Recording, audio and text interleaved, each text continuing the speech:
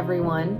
My name is Mikka McCracken, and before we dive into this Abide in Failure reflection, I want to let you in on a little secret, which is I'm not so great at failure, as in I really don't like it much at all.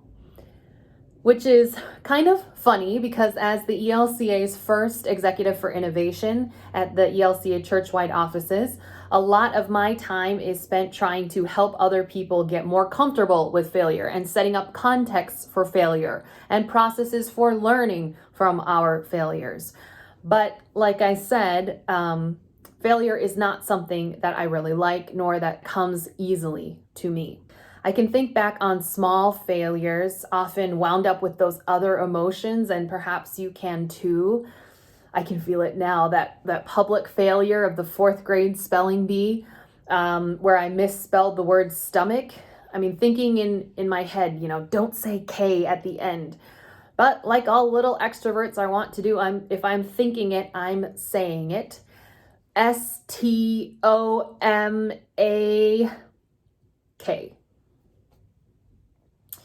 And I think it's funny how failure, like many of its sibling feelings, guilt, anger, sorrow, regret, embarrassment, they make an early and somewhat memorable appearance on life's path. The little things, like the ones I just named, and the bigger ones too. In the category of bigger fails, I'm thinking about my transition to college. In high school, I was a good student. I had academic scholarships to the college of my choice. Everything is going reasonably well. First semester, first intro to chemistry test. And I get a 33%. I had never seen that kind of a number on a test before. So I kind of tried to shake it off. I went to the studying groups, to the tutoring time. And then I proceeded to fail the next test and the one after that, until it was decided that I should withdraw from the course altogether. So in less than a year, I went from a near 4.0 high school GPA to a first semester GPA in college that put me on academic probation, at risk of losing my scholarships. I don't know if you've been in that situation, how it went for you, but after crying for an unknown number of hours, the inner dialogue began. I guess this is one of those when God closes a door, God opens a window kind of situations. Like, what am I going to tell my family?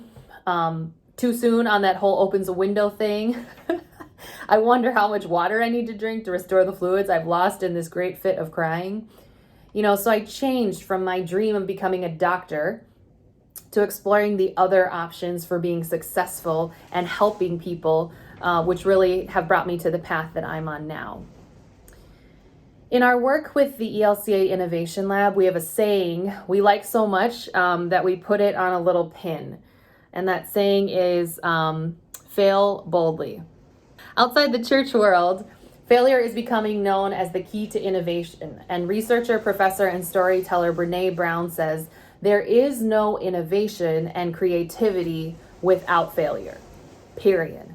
So as a person of faith, when I start to circle that kind of failure likely zone, and let's be honest, sometimes I'm looking at that in my hindsight rather than kind of up close in real time, I try to square up and center on God first. God is love, and God's love and grace are relentless. And if God is love, and I'm created in the image of God, I am beloved. As Lutherans, we believe we are freed by God's grace through faith in Christ. We are to love God and to love our neighbors. For Martin Luther, sin is to literally be incurvatus in se, turned in on oneself. So as Lutherans, Christians, our call is to turn outward toward our neighbors. The failure we face will have incredible breadth and depth and variety. For some, failure sounds exciting and like a good challenge. For others, especially for people who might have less access to privilege or power, failure can be a much riskier endeavor. Maybe it's the courage to stand up to a bully, even if it's just with the facts, the gift of listening to a friend who is struggling. Maybe it's a hug these days within your, our pod or our bubble. for a friend or family member who has lost a job, lost a loved one, or maybe lost that dream that they've been holding on to for so long. Maybe you've had an idea to start a new ministry within your congregation or community. Maybe you've really got an out there idea that just won't leave you alone, but you're not sure where to get started. Whatever it is, these moments of vulnerability might lead closer to that failure likely zone. But through discernment and conversation with those who you know best, and some healthy exchange of ideas and looking at risks with those who you may not know already, you might just begin to find that way forward. And so, Abide community, the good news is that God's love is not dependent on our success, or for that matter, our failure. There is nothing we can do better or worse to separate us from the love of God in Christ. So in closing, a slight update to Philip Melanchthon's words in a letter to his friend Martin Luther: love God and fail boldly.